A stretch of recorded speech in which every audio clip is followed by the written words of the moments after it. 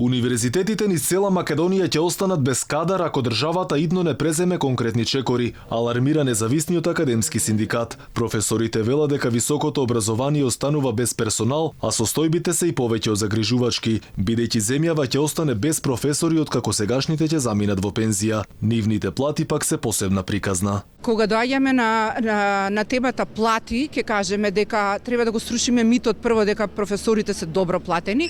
Има многу малку професори во Македонија кои што се платени 1000 евра и тоа се на два универзитета кои што се интегрирани, на Државниот Тетовски универзитет и на Штипскиот Гоце Делчев. Другите сите имаат огромни варијации помеѓу платите што ги земаат и тие плати се делат во зависност од тоа колку студенти имаат. На денешната презентација беа изнесени фрапантни резултати поврзани со структурата на вработените на факултетите, што е директна последица на несоодветна кадровска политика, особено во однос на наставно-научниот подмладок. Професорите од Министерството бараат итно да вработи 300 лица на УКИМ, но и уште 100 на другите јавни универзитети. Со кого ќе ги замениме, доколку вакви услови им нудиме за работа, доколку им нудиме мали плати, доколку не им нудиме стипендии за магистарски и докторски студии, доколку им бараме пари од джеб од родителите да си ги платат тие студии, тогаш како ќе ги обезбедиме младите?